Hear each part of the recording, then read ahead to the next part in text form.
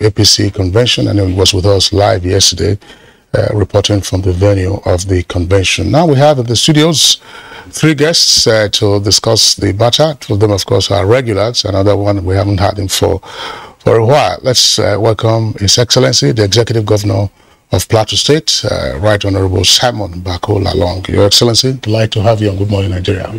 Thank you very much. Good morning, Nigerians. Okay. And we also have with us in the studios distinguished Senator Magnus Abbey. Magnus Abbey is a chieftain of the All Progressives Congress in Rivers State. Delighted to have you on Good Morning Nigeria. Thank you very much for having me, and good morning, Nigerians. All right, and we have a guest who is not an APC chieftain, Associate Professor Sherif Gali Ibrahim, Head of the Department of Political Science and International Relations, University of Abuja. Prof, it's good to have you join us this morning. Thank you for having me. It's always a pleasure. Good morning, Nigeria. All right, gentlemen, again, our pleasure to have you with us. We had a conversation around the convention yesterday. At the time when we started the convention, some 26 state delegates had cast their votes. Some of the guests who were with us were delegates at the convention. Others also participated as members of the subcommittee. And they tended to have a positive review of the convention, even though it hadn't ended. But the question, therefore, to ask at the conclusion of the convention, Your Excellency, was this the very best that the APC had wished and hoped for? Well, thank you very much. I said this in part of my conversation a few months ago, that the way I know maturity in APC, the way I know many of the aspirants, I believe we are going to exhibit maturity. With a lot of experience, and then the way and manner we are going, I saw already where we are going. And our prayer was that the conclusion was going to be a very, very peaceful exercise, because the belief in our president that democratic process must take its course.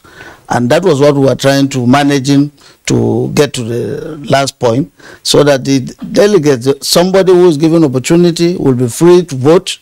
And then at the end of the day, whoever is voted, like we had, will also be accepted and also have a sense of inclusion.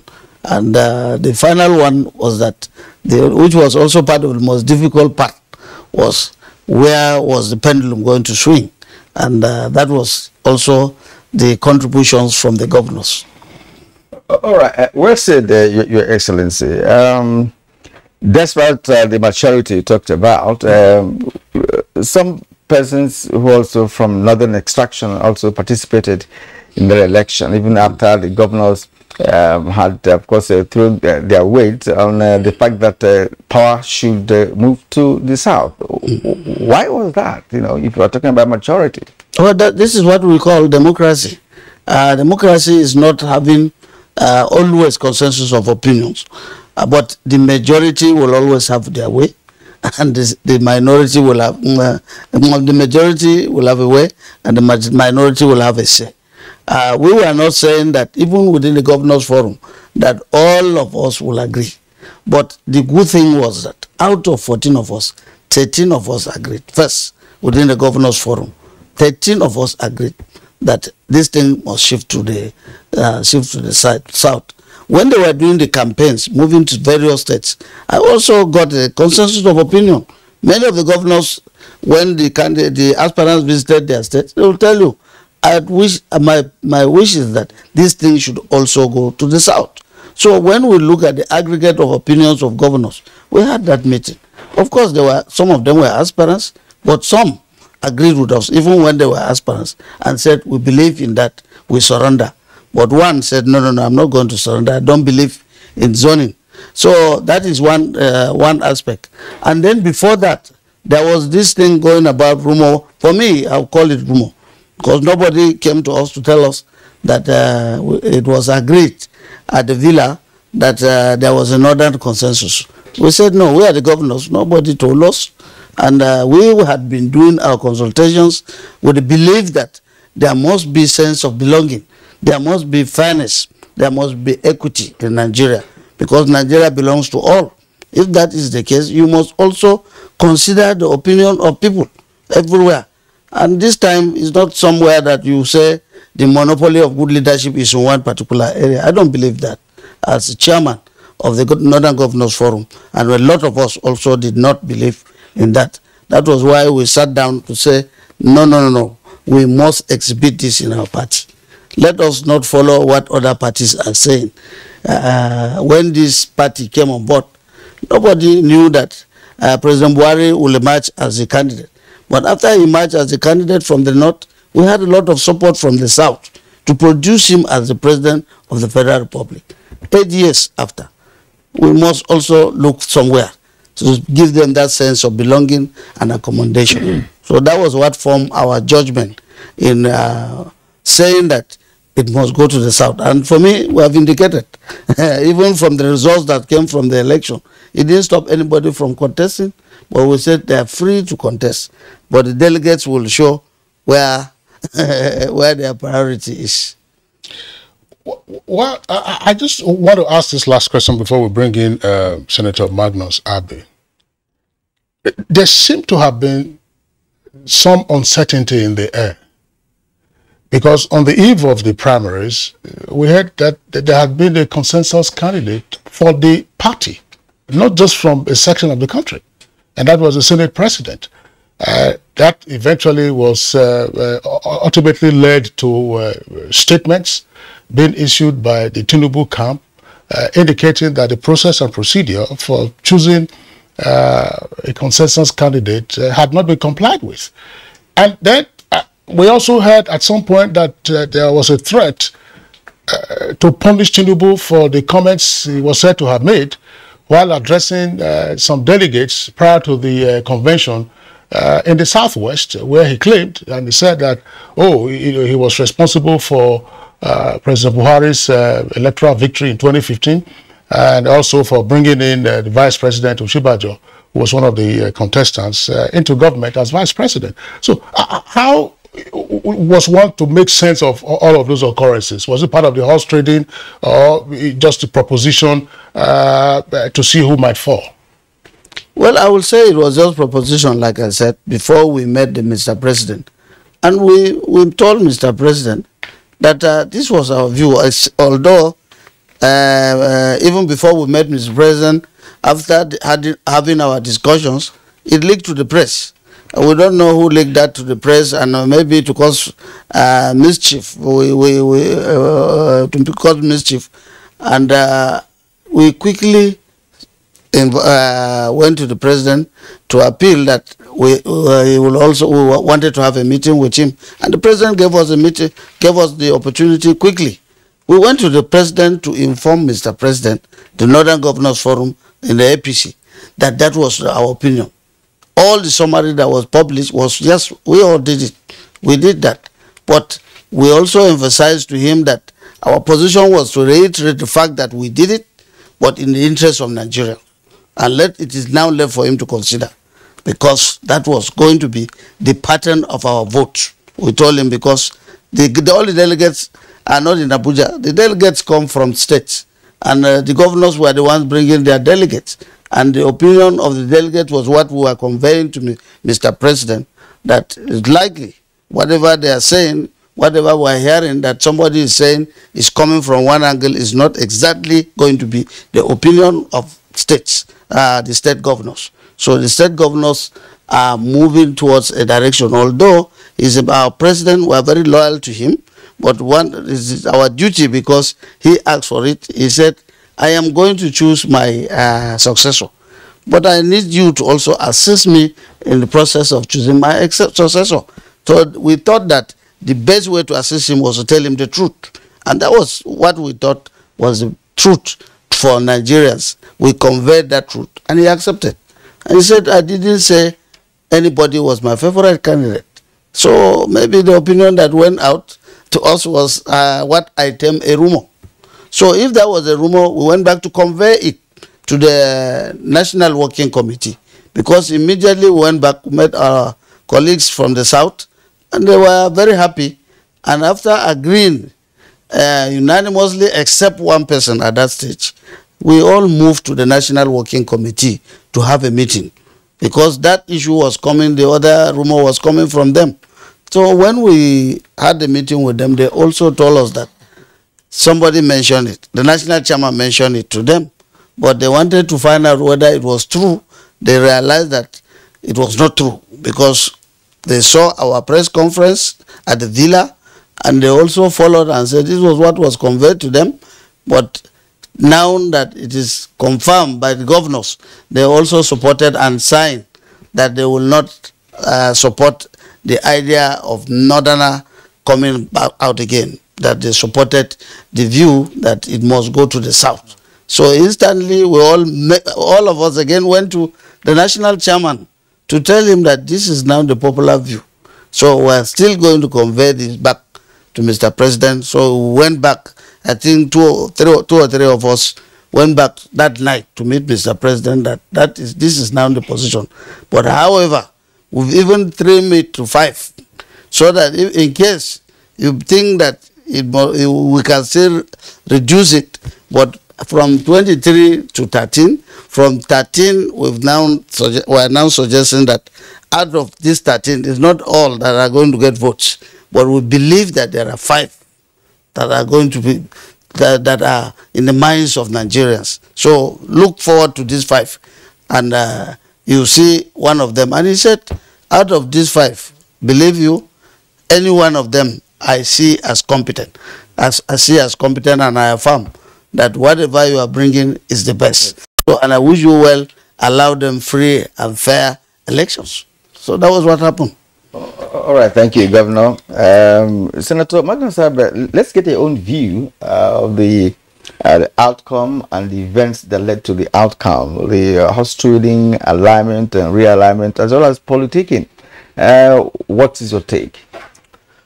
Well, first of all, I was a member of one of the committees, the accreditation committee, and I will first start by thanking the organizers for putting up a very solid organization that made it possible for every aspirant to get his day in the system.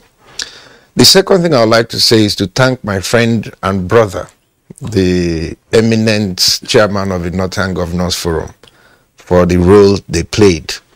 You see, when you're dealing with people who have integrity, who have a sense of justice, who have a sense of fairness, that is what has held this country together. Let's take a look at the People's Democratic Party. This is a party that has written in black and white in its own constitution, its own laws. The very reason why people come together is because of the laws that you have put together, that this is the basis of our association. In the PDP constitution, it is written in black and white that there will be zoning. But because the party says it wants to win election, it goes to its own constitution and trashes it in order to raise a northern candidate to appeal to sentiments to win elections. How do you trust an organization that does not trust itself? That's the questions Nigerians will have to ask. Then juxtapose that with the All Progressives Congress, where we don't have zoning written anywhere, but we have justice, we have equity written into our DNA. And it is not a question of Southerners demanding. It is the Northern leaders, led by our brother here, who gathered, looked at the country, and said, no, where we are now, there's only one thing for us to do as Nigerians, that to continue to breed confidence in this union. And that is that we should allow the South to have a shot. So when you look at the two organizations, instinctively, as a Nigerian, you know which one to trust and which one to follow. That is one. Two, coming to the thing, the comments, the horse trading and all that you referred to, and the comments that were attributed to Asiwaju Ahmed Bola Tinubu, the presidential candidate of the All Progressives Congress. Let me say that I, for one, was surprised at the hula baloo that followed what he said. Because if you look through the history of comments on those events in this country, the president himself has said that at an occasion in the villa where I was present, that without Asiwaju, there is no way they would have made it. The First Lady has said that. I have it on tape. Even last night, when we had the event, Chief Mokelu, who has been an old associate of Mr. President, said the same thing. These are things that have been said repeatedly. But this particular time, because we were in the midst of a political situation, and people were looking for things to use to run other aspirants down, the same things that have been said severally that was not an issue suddenly became a national issue, and I was surprised. So I think that was all just politics. If you take out the nuances out of the statement, most of what the man said were statements of which all of us know. So I don't think that people should. And then when you start saying he was to be punished for saying what, for doing what, that's not how politics is run. In politics, people say things. And even we, as politicians, sometimes we say something in the morning. By the evening, if you see that the thing is too hot, you will say it in a different way. Or you blame the media. Or you blame the media for not saying it well. Yes. So I think that was just politics. But there was this, well, I don't know whether it's right, but of course there was it was refuted actually by the presidency, if what we read, after all that was to be true, that look, no single person made him president, that is a collective effort, as a response from the presidency. Did you read that? I read that. Yeah. I don't think that was a refutal. It was more of an explanation, which is Asiwaju didn't say that he alone made anybody. So I think everything was just done around the media hype that was around the thing at that time. And I think that everybody has moved past that. The idea now is how we bring the party together and how we win, because we must continue to win. That's why this party is important to Nigerians. It is the only party that is strong enough, that is big enough, that is accommodating enough to carry the interests of all of us along. And I think the important thing now is that we'll bring the party together and we'll win. And I want to thank the chairman of the Northern Governors Forum, my brother, His Excellency Bakulalong, the governor of Plateau State, for the very noble role that he played in that process. We appreciate him a lot. All right. Thank you very much, Senator Abe. We'll come back to you. Dr. Sharif Gali Ibrahim, let's have your take on what you saw at the APC convention and matters arising therefrom. Well, just like what His Excellency said, it has been a kind of an unprecedented convention which went in tandem with the resourcefulness of the committee which was actually charged with the responsibility to organize this particular convention. And one major issue that I must mention is that the outcome of the convention as well as the primaries, you discovered that the result which we saw was not actually unprecedented. Why is it so? If you go back to the abyss of history, the 2019 APC presidential primaries, you discover that even though, if you look at the pattern, it was a kind of direct election for presidential, indirect elections for the gubernatorial elections. You can see that even in Kano State, Kano, which is a major determinant in victory of any elections, regardless of the political party or any movement.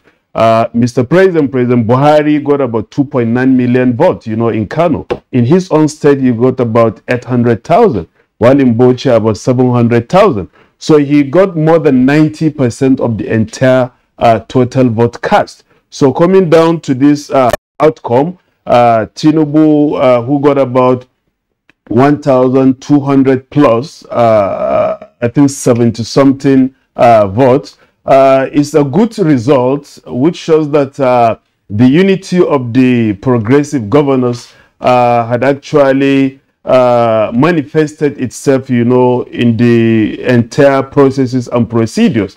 And just like what His Excellency said, this is what we want within a polity. We don't want a kind of a politics of division, even though predominantly we know we are and inherently, and successively, people have been governing and emerging as president in the country. But it is high time for us to look at, other regions, other zones of the society. But there are also driving forces that actually moved the Governors Forum to look at this particular issue. The North had actually served for at least 8 years, and we are together in this particular political party. So unity to be justified and justice is when we give a chance, because we live in as the same, political umbrella. So we should also have a better chance, for our southern brothers. So this apart, another issue is that let's make it competitive, because if you look at other states and societies around the world, you discover that they make governance competitive, and that is why they make the provincial government to compete economically as well as in performance. So I think this is what brings us to the issue of the progressive governors to actually stipulate that this particular time around, let us shift, to the southern brothers, so that they also contribute their own quota towards national development. Then apart from this, you also look at the issue that it has been a more competitive, primary elections ever organized. Why? Because you are seeing the vice president also, in the race. Apart from this, you are also seeing major cabinet members also, in the electioneering process. So you are also seeing the national leader of the party, racing for this particular plum seat. So it's one of the most competitive elections, in recent history of Nigeria. Then apart from this, we also look at the economic paradigm of the primaries. Sincerely speaking, the refusal of Mr. President to assent to the recently amended Electoral Act dealing with the inclusion of the statutory delegate had actually reduced the cost of the primary elections, in the sense that the cost, the issue of arrangement, preparations, transportation, as well as also financing the delegates to actually assemble, at the Eagle Square. So that had actually mitigated the cost that should have been actually spent or involved in the entire process. And we have seen that it also increased to the economy of the FCT, because you go to hotels, you discover that you could not even get a room to lodge. As a result of that, even neighboring states were actually accommodating, delegates as well as other, important pillars, in this particular primary elections. Then we can not also jettison and exclude the social aspect of the primaries. Looking at the speeches presented by the different presidential aspirants, which showed that there was a kind of manifestation of, let me say... Okay, Prof, we were going to come back to you. You're already becoming a professor in terms of your delivery. But now you ended with the issue of speeches made by presidential candidates. And I want to ask Governor Long here to just do this explanation. One of the aspirants, perhaps you could say raise some sentiments, and that's in the person of Dr. Bolneon, the former Minister of Science and Technology, who was saying that where is justice, where is equity? Perhaps he was trying to prove the fact that for him and as a party member, that if we're shifting power to the south, that should be to the southeast of Nigeria. And as a matter of fact, about 5 of them from that part of the country wrote a letter to the president, perhaps 48 hours before the primary, to say, look, for justice and equity to be maintained and sustained by this party, this should move to the southeast. How would the party handle such a situation? How did he actually handle it during the primary? Well, politicians, when you are looking for office like that, even when you give opportunity, someone will even say that in that state, it should be zoned back to states in the southeast. Someone will say that even in the states, it should be segmented into families. That is because these are ambitions. First, we already know that in this country we're talking about north-south, north-south. We've not reached that level yet. But when it gets to the south, it is now at that level that they will sit down and know where it is micro-zoned, if that is even if that is possible for them. But like the distinguished senator said, we've always acknowledged that when we talk about zoning for us, it's about north. For now, it's about north and the south. So he was part of it when we were talking about north and south. So when he got to the level of the south, he was saying that it should be zoned to the southeast, zoned to the southeast. But first of all, nobody stopped him from contesting anyway. Nobody. If it was an issue where we are saying that yes, this is zoned to the south, but particularly to the southwest, it means there was restriction.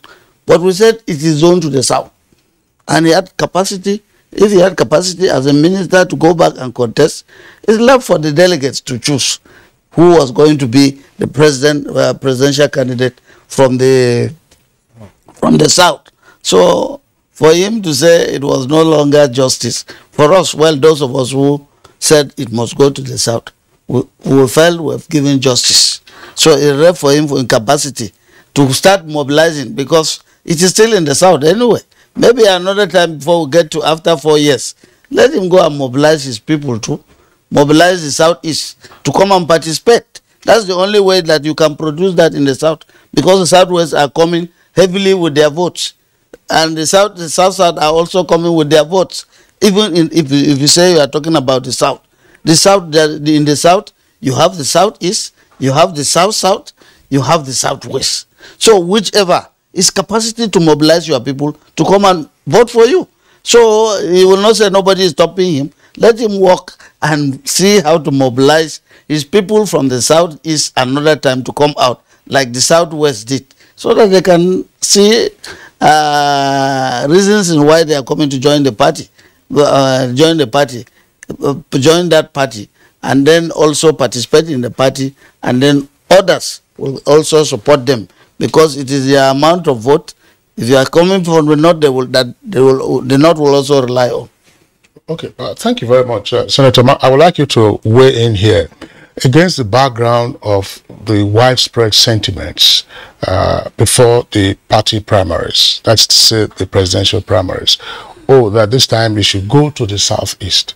The southeast said they are marginalized, and there's also the view that in a sense, the southeast is being punished for being seen as mainly PDP rather than the other political parties. What's your take on this? I don't think in politics it is possible to punish people for being members of one group instead of another. But the point I would like to make, which all of us must take cognizance of, is that political parties exist to win elections. A political party that does not win elections becomes a social club. Mm-hmm. So any political party that is calculating anything in relation to the power game must do so carefully. If you look at the PDP, the Southeast has been unconditionally loyal to the People's Democratic Party. But the People's Democratic Party, at the critical time when it mattered, did not reciprocate that fidelity of the Southeast people to the PDP. So, consistently during this political era, our political leaders in the APC have gone to the Southeast to say, listen, support us and we will give you the presidency. I remember that the secretary to the government of the Federation actually at a political campaign in the Southeast made that promise. But every time the APC has given our tickets to people in the Southeast, it comes back empty. So you cannot go and now take a risk with our presidential tickets.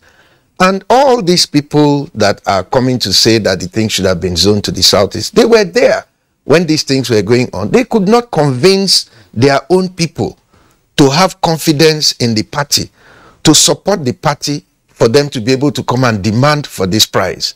Coming to get the presidency is not something that you stroll down alone to come and ask for it. Your people must come with you. So if you're not able to bring your people, when you now give the ticket to when they now give the ticket to you, what block are you bringing to collect the ticket? So let us be realistic. If you talk about the politics of the presidency in the South for the APC, I have always said, and I want to repeat and reiterate here, that the road to the presidency for the APC in the South is through the Southwest. If we don't pass there, we won't get it. For the PDP, the road would have been through the Southeast, but they refuse to pass there. And so if anybody should be angry with anybody, the Southeast people must be angry with the PDP, because that is where they invested. You cannot work in MPA and then at the end of the month, you stroll to NTA, come and ask for salary. It doesn't work that way. You know, Senator Magnus, thanks. Wait, your analogy is interesting, but let's throw in one historical fact. At the just concluded convention, Dr. Ogbonnaya Onu scored 1 vote. Senator Rochas Okorocha, who was released on bail to face his clearance and then the convention, scored 0. In the meantime, in 2006, when Rochas Okorocha was in the PDP, he contested the presidential primaries against Yar'Adua. Yar'Adua won the election and ultimately became the president, but Rochas Okorocha came second. At the PDP convention, same Eagle Square, Rochas Okorocha from the Southeast. It was a good showing. I mean, even though he didn't win, but he came second. But in this case, I mean, the view, as I'm saying, is, and it has been out there, that the Southeast would appear now to be almost neglected, so to speak. Okay, well, let me engage you on that. Yes. Neglected by who? Every zone came with delegations to this particular primary. I think that the first thing the Southeast would have done to show that they themselves are interested in the presidency is to vote for one of their own. But you can see that there was absolutely no support for any Southeast candidate from the Southeast itself. Somebody said that it would be a miracle for some people to remember their father's name when they see dollars. And I'm just going to the prof with that question of dollars. What is the role that money played in this convention? Not just the APC convention. We had the PDP convention and other conventions actually taking place, you know, in the country. You know, what role did money play in all of that? And as a political scientist, do you think that the way and manner politicians deploy money to get elected, especially in primaries, does it all go well for our democracy? Not at all, you know, to be frank with you. One major issue to actually highlight here is that the politicians in Nigeria are the smartest, you know, if not the best, you know, around the world. Why? Because they are very calculative, with full of permutations. And looking at the political economy, they resorted into creating poverty, you know, inequality, social exclusion, so that the people or the masses will now actually rely on them completely. If you're looking for employment, you meet the politicians with whom you cannot actually get employed, you know, without a short note given to you, to a director or somebody who could actually consider the significance of that particular position. Then if not this, you must actually get money, and that situation became exacerbated, you know, let me say from, let's say, 2010 till date. That before you get a job in Nigeria, you have to hold millions of naira, you know, in cash before, like, it's like you are buying the job. So if you create poverty in the state, and when it comes for elections, people will automatically sell their mandate, because there are many people who want to establish businesses, but the inertia is not there. You know, the capital is not there.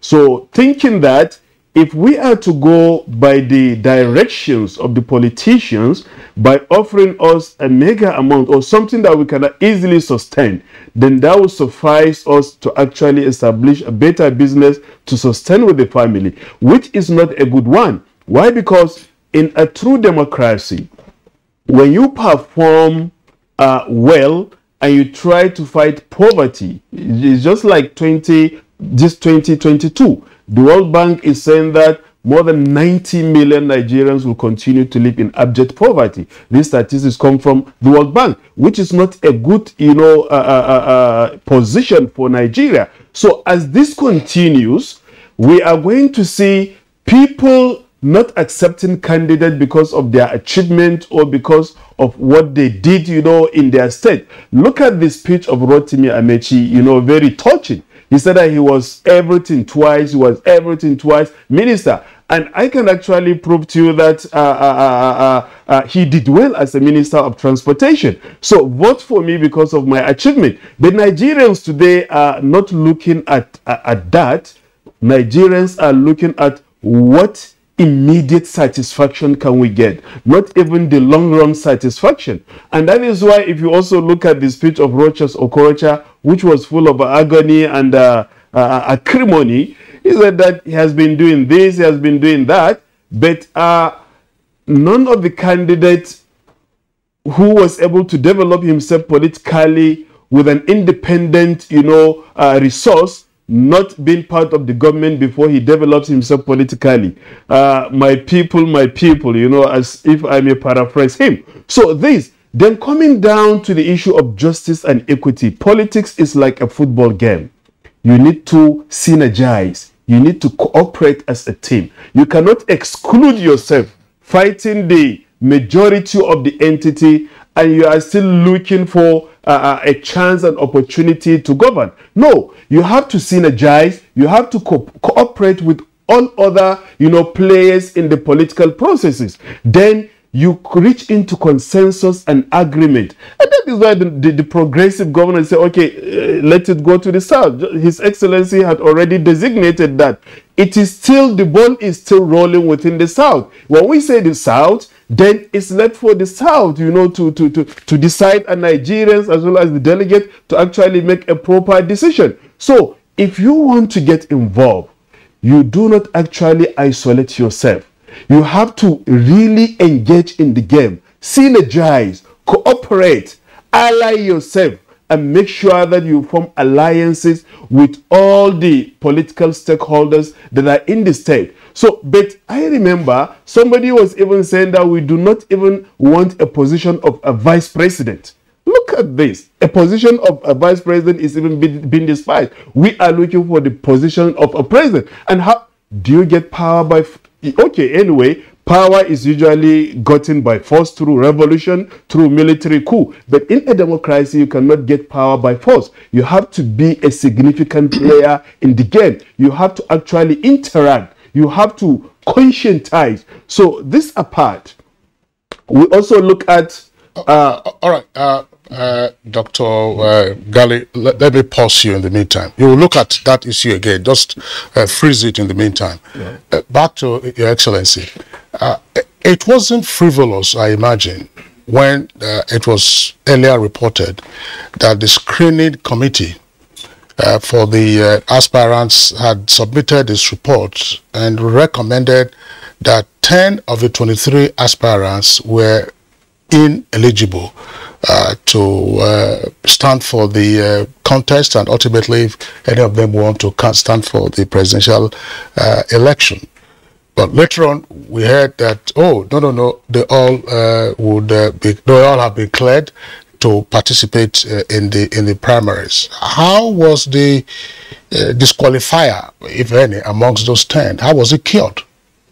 Well, let me say that there was no disqualification.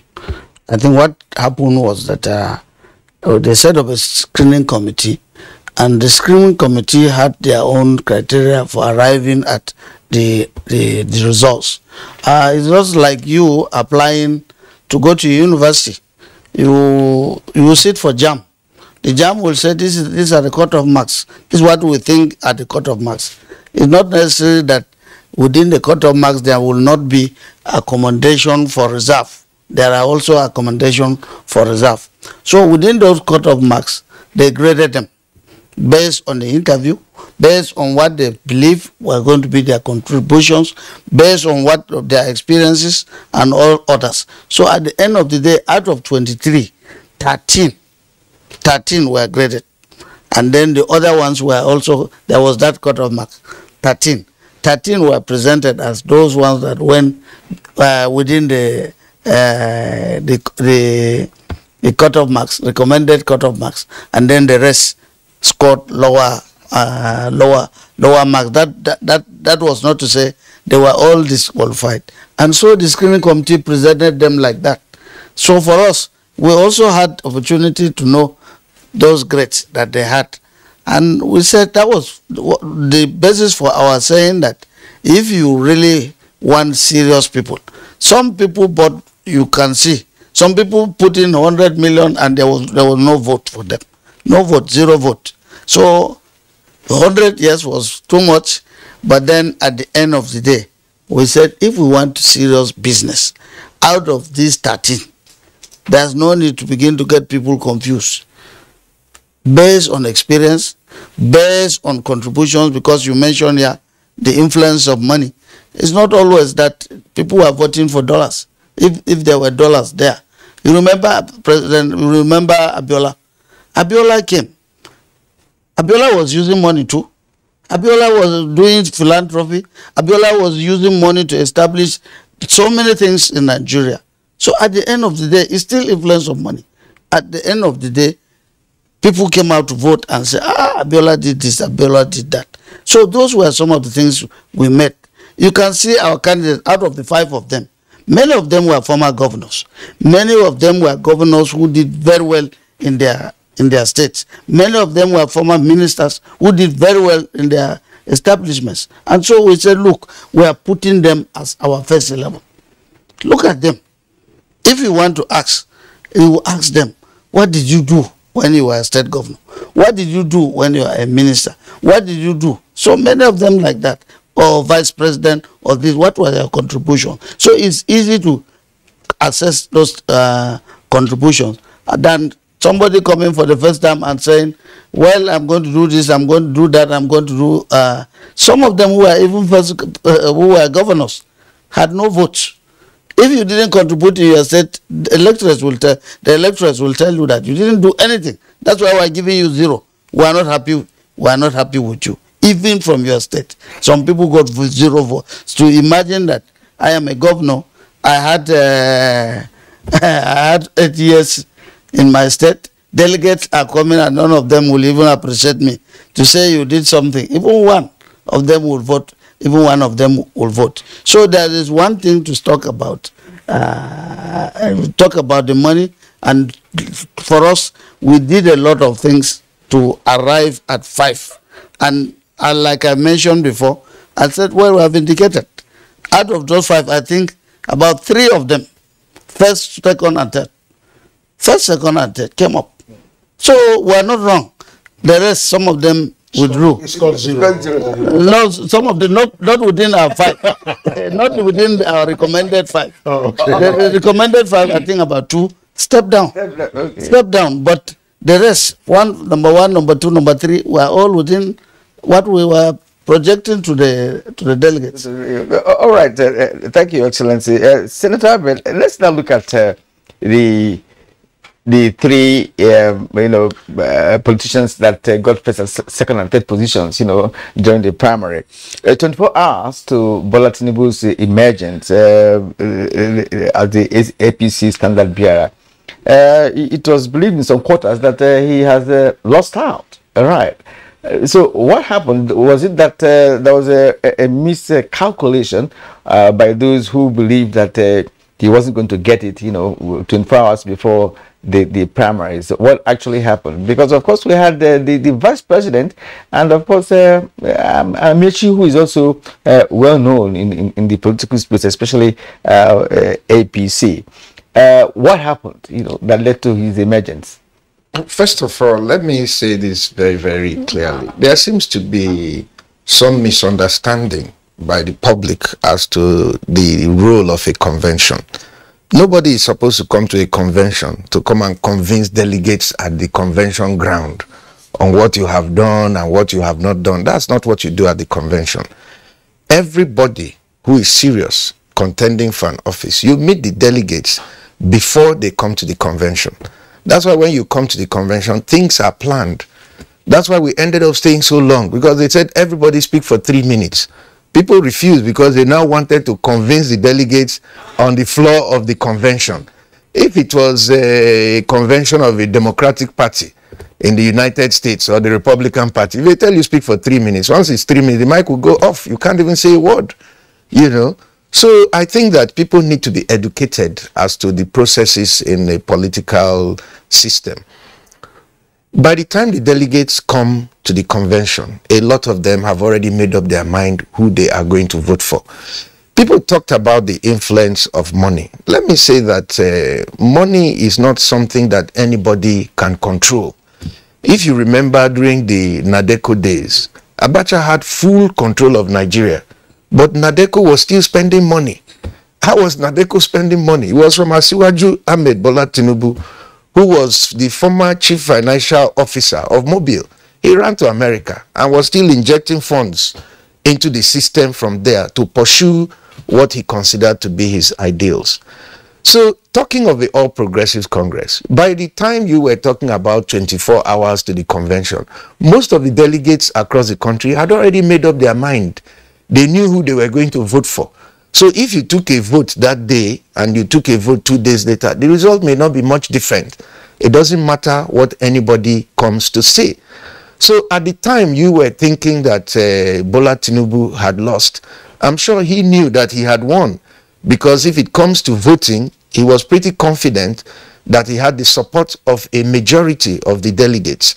But those calculations and postulations, nobody took into calculation the fact that delegates will actually be allowed to freely choose who they want. None of those calculations were based on what the delegates would say.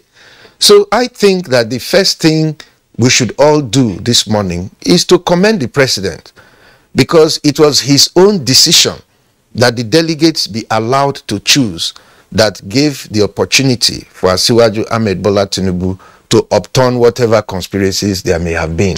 If the president had come out either directly, as some people will do, or indirectly by influencing the governors or passing the word around, you could have seen a different outcome at the convention. But not only did he say they should allow the delegates to choose, he actually made it possible for them to allow the delegates to choose, and the delegates made their choice. All right, thank you, Senator Abi. Dr. Gali Ibrahim, earlier we paused you, so maybe you continue the play mode of what you were pitching. Yes, I was trying to emphasize on the speeches made by the presidential aspirant, but ultimately I, got something important, especially in the acceptance speech made by Asiwaju Bola Tinubu himself, the winner of the primaries. He has been one of the major, let's say, movers of this particular political party. And going back by his utterances prior to the primaries, especially as his influence in the emergence of Buhari, 2015, 2019. He has been a very good political strategist, because he did all he could. He made a lot of sacrifices, to the party as well as to President Muhammad Buhari himself, and even the vice president. And that is why in his strategy, if I could paraphrase him, in the previous elections, he said that when the United States of America was threatened, they brought a general who was Eisenhower. When France was actually threatened, they brought in their own general, de Gaulle. When Britain was threatened, they brought their own general, Churchill. So he said that Nigeria, being threatened, will also bring our general, who was President Muhammad Buhari. So not to actually go further into all the contributions given by Bola Tinubu, by experience by achievement, you know, an example made in Lagos State as well as in national politics, as well as the production of responsible leaders in the state, you know, is one of the reasons that the progressive governors saw it imperative to actually support him. So, but one major thing that I must emphasize on is that his position, we know that politics is full of rivalry. In the United States, we've seen how between the Republican Party and the Democrat, you know, if you look at Trump, you know, and the opposition, how it has been going. But if we look at the opposition party, the major opposition party, as well as the ruling party, each one at this particular critical moment is seeing a kind of opportunity, possibility, you know, greater influence, as well as how to emerge, you know, victorious in 2023. So the area I wanted to say is that looking at the opposition as a poverty development party, which is PDP, 16 years of poverty, violence, and the rest, I think with the prestige as well as the political momentum, you know, Tinubu has been gathering, some of these things contradict even the realities. Why? Because if you look at, for example, GDP growth, you know, in 1999, coming down to 2014, the GDP growth of Nigeria has been very significant and progressive. Not until 2014, 2015, and since 2015, 2016 up till date, the GDP growth has not been growing, you know, favorably, just like from 1999 to even 2015. So, so this is one. Then secondly, if you look at, for example, the area of employment and unemployment level, since 1999, not until 2014, you see that the unemployment level has been on 3.3 points, not until 2014 when it grew to 4 points through 2015, and in 2016 it grew to about 7 points, and it continued to increase not until 2020 that the unemployment level in Nigeria reached about 9.3 points, something which is one of the highest in the world. Only Namibia, you know, that could actually exceed Nigeria in this. So some of these particular contradictions, I believe the politicians should present, you know, their manifesto, their promises, as well as how they should actually drive the country well to the promised land. All right, Prof. We'll wait for that until we get to 2023. We shall know. We'll take a short break now, but when we come back, we would like the governor to look at the issue of backlash. You know, whether there will be a backlash after this convention. You know, of course, Nigerian politicians are already synonymous, you know, with cross-carpeting. You know, joining different parties looking for their ambition. We'll get to that when we return from this break. Stay with us. You are on Good Morning Nigeria on NTA Network Service.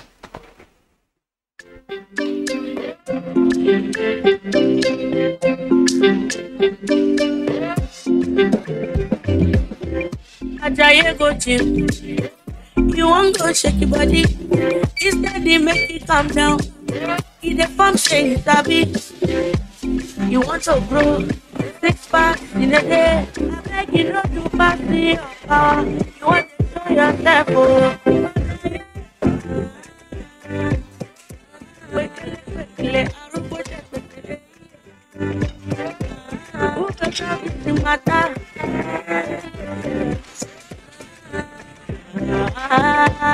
Whatever your size, find it with the new Airtel data plans.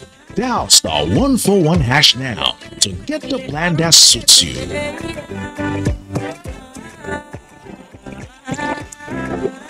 Airtel, the smartphone network. Don't just wake up your child.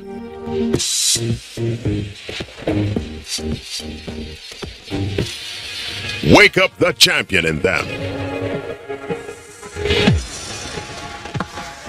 Give give them energy to help them win every day with Milo at breakfast. Milo Active Go and the natural goodness of malt, milk, and cocoa helps wake up the champion in your child. Milo. The counsel of our fathers. My advice to these young people is please do not take us back to those harrowing days. You probably do not know what it is. Nigerian youths, let's build our nation together.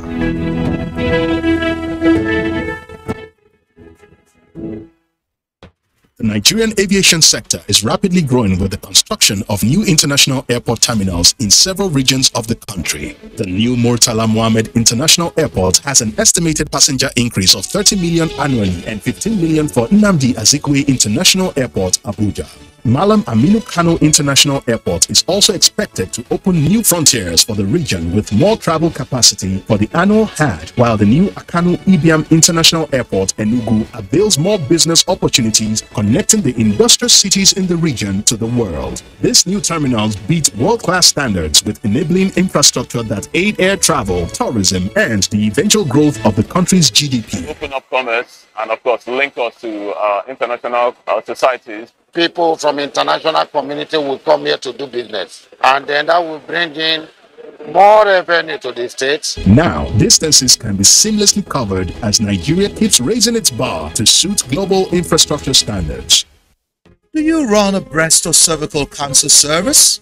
Are you a private or public laboratory, clinic or hospital that offer any of breast imaging, cervical cancer screening, HPV vaccination, or other breast or cervical cancer services? Is your service a primary, secondary, or tertiary center located in any part of Nigeria, no matter how remotely located it is?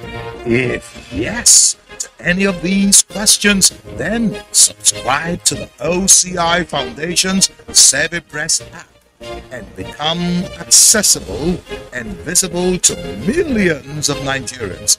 It is all for free. To subscribe, just type the Savvy Breast application form on Google or go to the OCI Foundation's page on www.ocifoundation.org and search for Savvy Breast application form. Complete the form and submit. And let millions of Nigerians patronize you, all for free.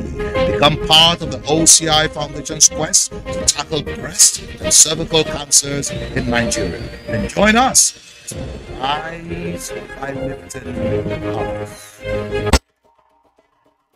To every politician, as the campaigns gain momentum and passions begin to rise, remember, the errors of your opponents do not make you a success. Do not run down your opponent and inflame passions to violence between and among your supporters. What counts is what you plan to do for the electorate and how you intend to relieve the sufferings and bring succor. Nigeria is in dire need of patriotic leaders at all levels, leaders who will make national development their priority. Concentrate on telling the electorate what you intend to do when you get into office. Focus on making your vision clear to the electorate. Don't engage in verbal abuses, fake news or speeches. Keep dealing with issues that will bring progress. You win the hearts and minds of the people by being above board, by being civil, patriotic, and showing empathy. Let's join hands to make the 2023 elections peaceful. A message from the National Orientation Agency.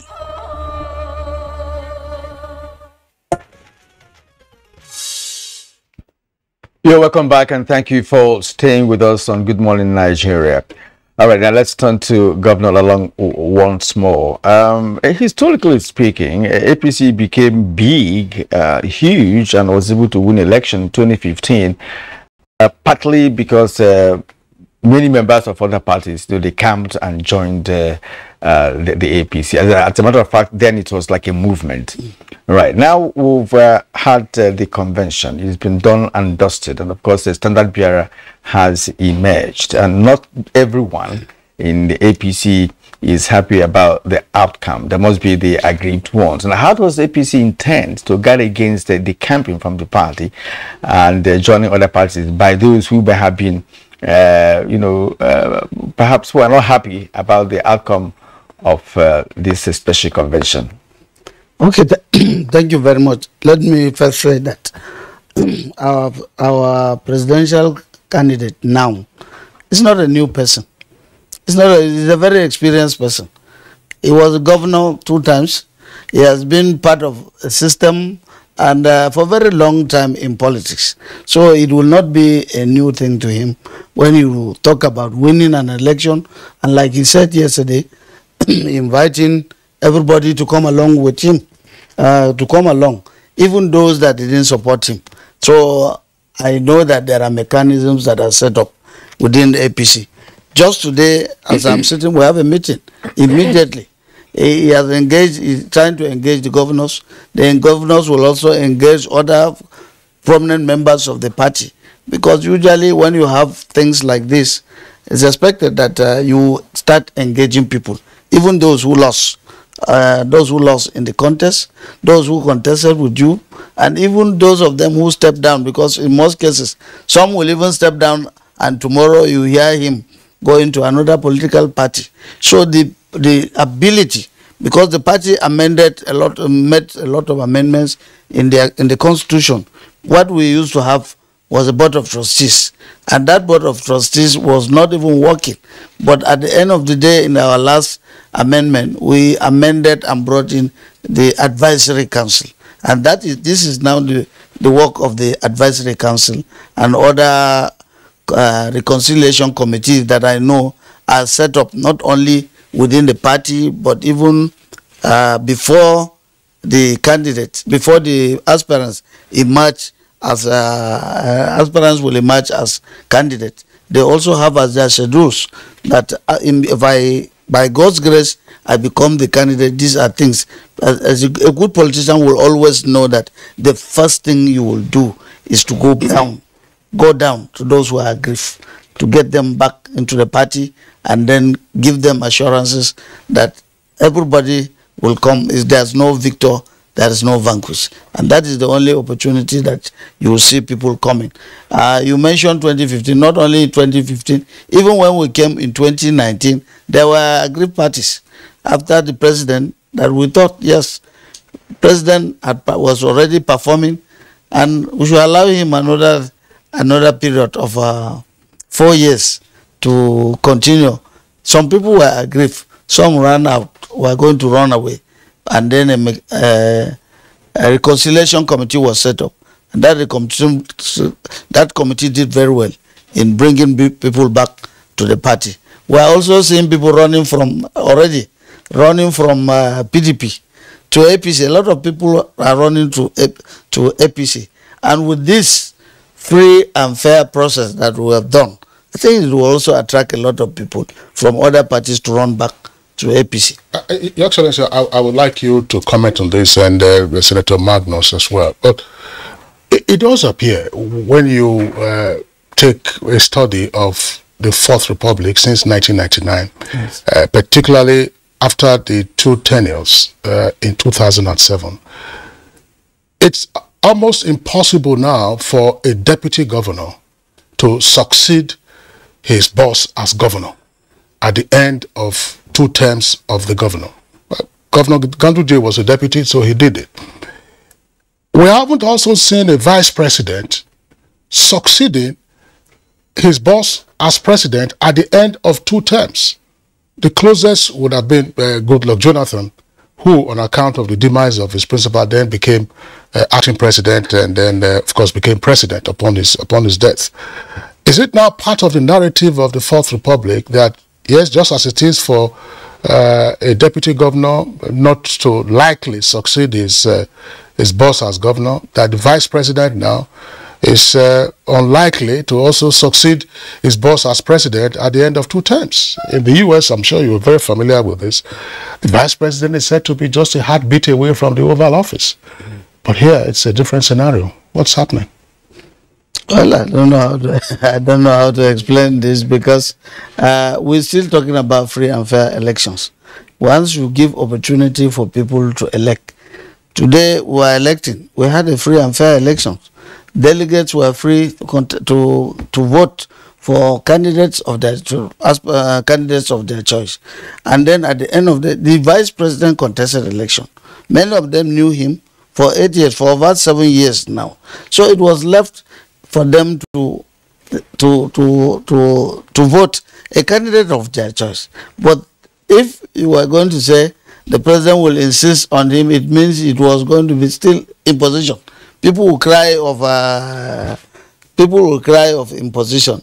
So it's still a magic that I cannot even explain. I also gave opportunity like that for people to vote, and my deputy governor was not voted for, because there is something that when what I see is that you are a governor, and every time you are moving towards the end, people carry a lot of anger. They believe that your deputy is going to succeed you, and most of these sentiments are always weighing against the governor. A lot of things will start coming, even when it is not his fault. But at the end of the day, you give an open contest. You allow people to vote. So that is notwithstanding, there are some governors that have emerged. I think about 2 or 3 deputy governors that are candidates. So we're also looking forward to one day a vice president will become a president.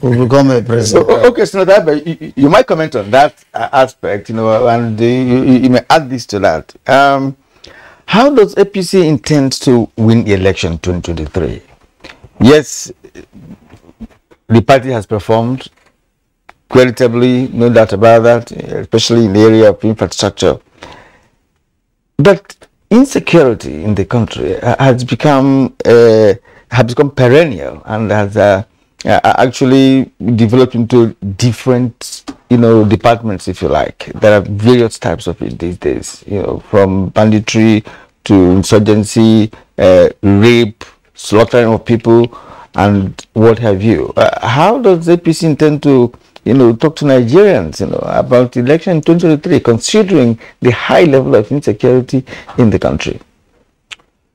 Well, let me start by saying that I do consider the issue of security to be paramount in the minds of all Nigerians, because really, if you're not safe, your children are not safe, nobody can convince you to go anywhere or do anything. And I think that has affected every other thing that is going on in the country.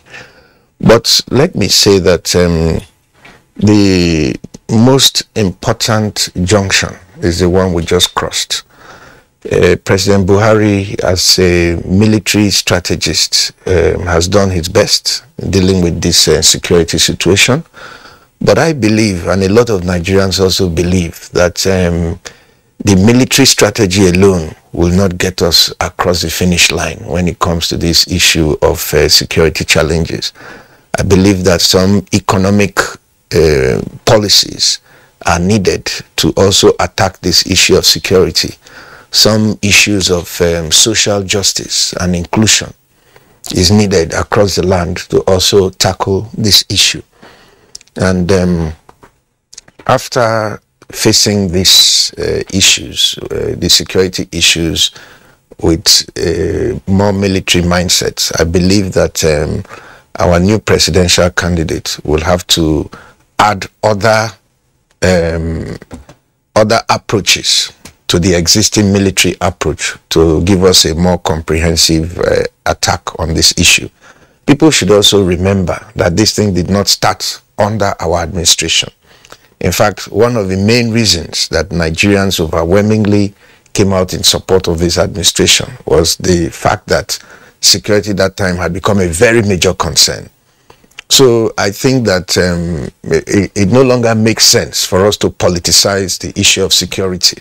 Rather, it is now important that we come together as a country to begin to look for a leadership that can provide a wider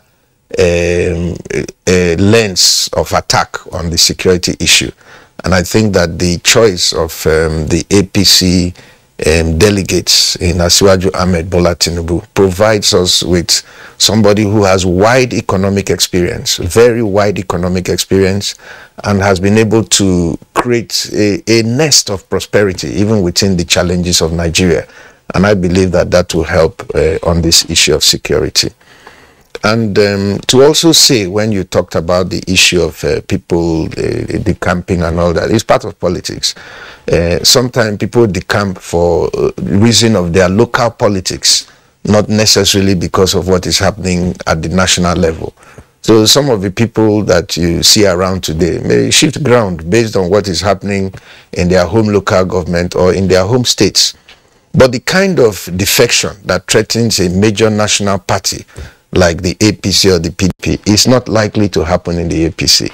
What happened in the PDP at that time, which Governor Lalong will remember, we're all part of it, was that the president, who had done 4 years, now wanted to do another 4 years.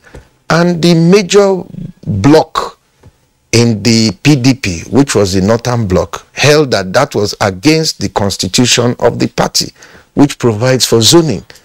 And that zoning at the time was suspended to allow Jonathan to be president. That's what happened, because the constitution of the PDP provides that if an officer dies or whatever, he should be replaced by somebody from his zone.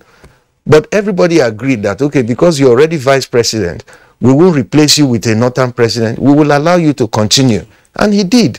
And when it was time to contest, we said, okay, we'll allow you to contest 1 term. And he promised. And he did.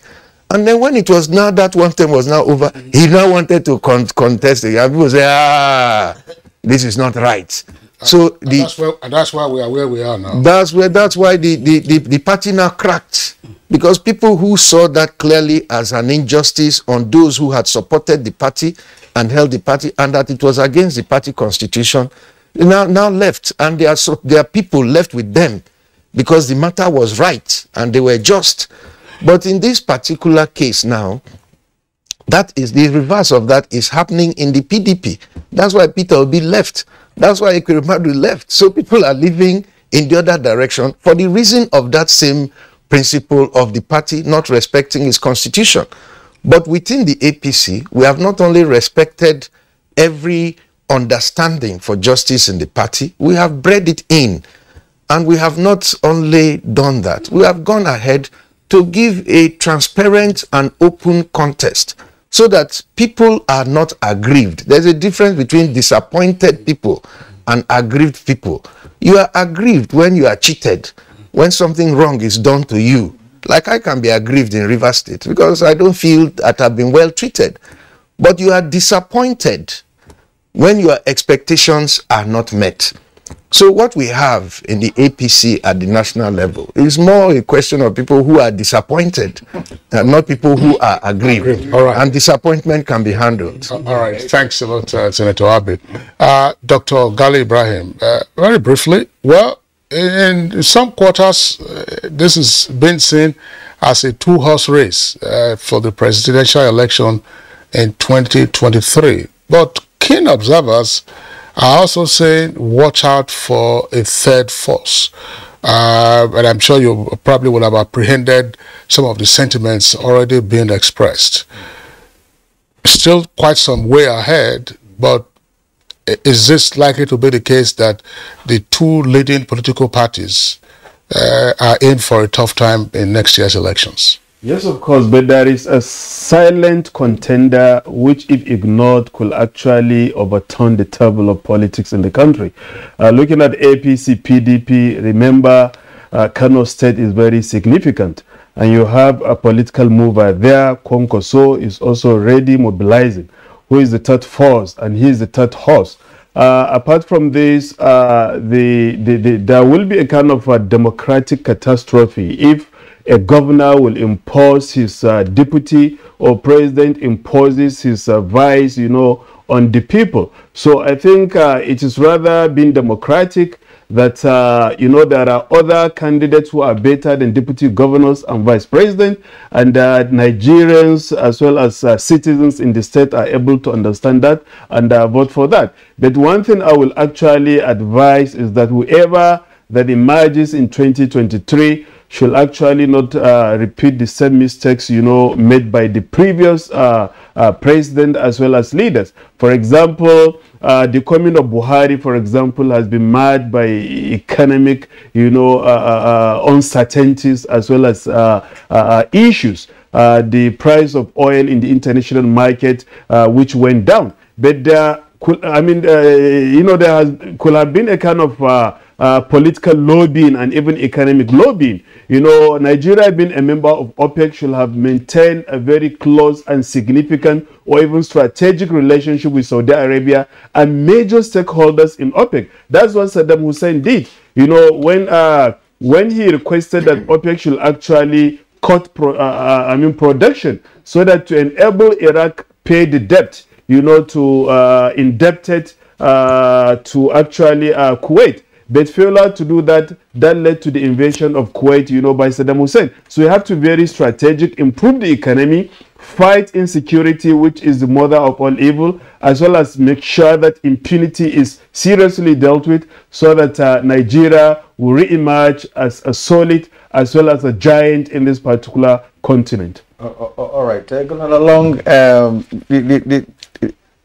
there's no doubt that the character behind the man Tinubu is a very solid one when we talk about politics, right? Yet, you know, nobody knows everything, right? So, what would be your advice to him and perhaps other key stakeholders as you march on to face other political parties in the coming election? Particularly the choice of a running mate. Exactly. Well, first of all, like I said, he's already an experienced person. He was a governor 2 times. He was a governor who made choices for deputy governors. And then today, people are talking of a different thing. I don't want to preempt what will be the resolutions from the governors, but we are very, very careful about picking a running mate. Gone are the days where you get elected and you sit down in your room, your bedroom, and you say, this is the running mate. But Nigerian situation, looking at the situation of Nigeria, of the country today, just like I said, when we were talking about moving this into the south, we are very conscious of the yearnings and we are very conscious of certain surrounding circumstances that are happening in the country.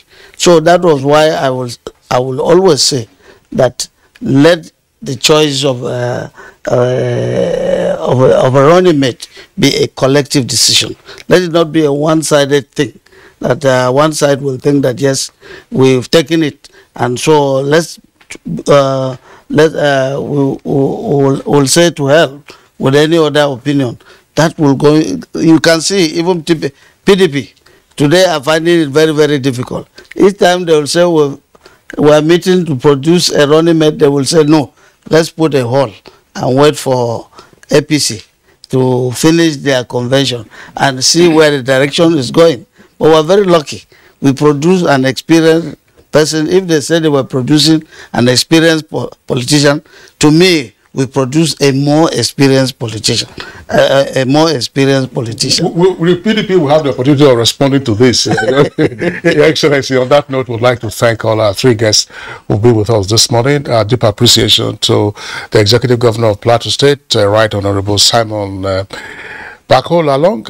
Congratulations also. We learned that you won your primaries to go to the Senate. Yes. That's not a retirement base, I imagine. No, it's not a retirement. For me, it's continuation. I started there. Okay. I was Speaker of Parliament. And at the State House of Assembly. State House of Assembly. That should be continuation of where I stopped. And you're also an experienced politician. All right. So let's also appreciate distinguished Senator Magnus Abe, a chieftain of the APC from Rivers State and a member of one of the subcommittees for the just concluded Special National Convention of the APC. Senator Magnus Abe, also former Secretary to the State Government of Rivers. That was under PDP, by the way, but now it's an APC. Thank you very much for being our guest this morning. Thank you. And Associate Professor Sharif Gali Ibrahim, Head of Department of Political Science and International Relations, University of Abuja, regular Good Morning Nigeria. Thanks a lot for being with us this morning. Let's go over now to our sports desk. The Nigeria Football Federation has recapped that Thursday's Africa Cup of Nations qualifying encounter against the Leon Stars will be played behind closed doors. FIFA had fined the West African country 63 million